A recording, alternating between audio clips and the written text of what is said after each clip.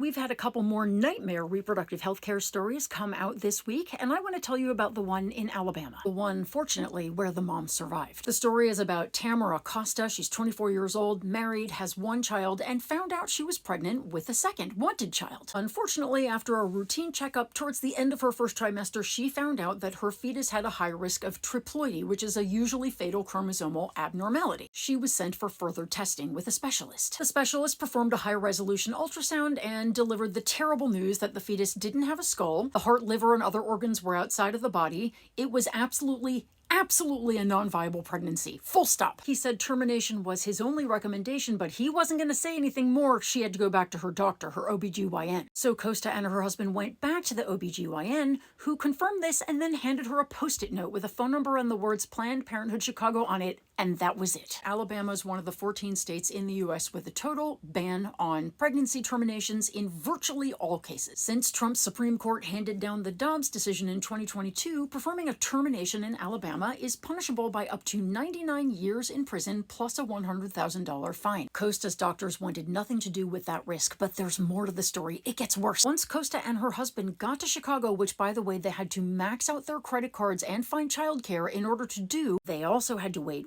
weeks for an appointment because of healthcare shortages, because of bans. They found out that she also had a molar pregnancy. So she had two conditions, but molar pregnancies can be fatal if not treated immediately. This condition should have qualified for the exception that Alabama technically has for the health of the mother, but her doctors there didn't tell her she had it because they were afraid. Every second mattered, and they just stayed mum. Costa was in surgery within an hour of arriving at the hospital in Chicago, and the doctor later said, honestly, if she were delayed any further, I think she would have had a, quote, much worse outcome, as in this child would have grown up without a mom. I want to point out a couple of things. First of all, these bans have, as this doctor says here, destroyed the doctor-patient relationship.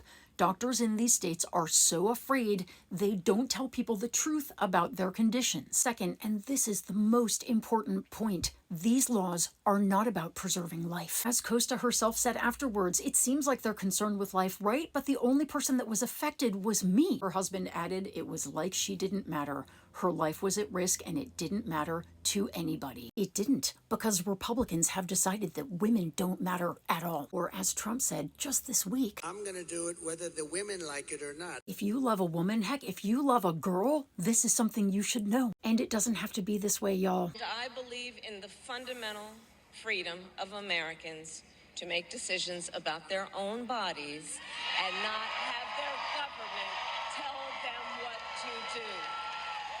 It is literally that simple. These stories don't even make sense. They're not about life. They're not about families. They're not about babies. They're about cruelty, control, and religious zealotry, and about sticking it to women every way Republicans can. When you realize it's about that, everything else becomes crystal clear, and you can see that there are only two possible futures for us. This, I'm gonna do it whether the women like it or not. or this. I will fight to restore what Donald Trump and his hand-selected Supreme Court justices took away from the women of America. I know which one I want, and I think we all know which one is more pro-life.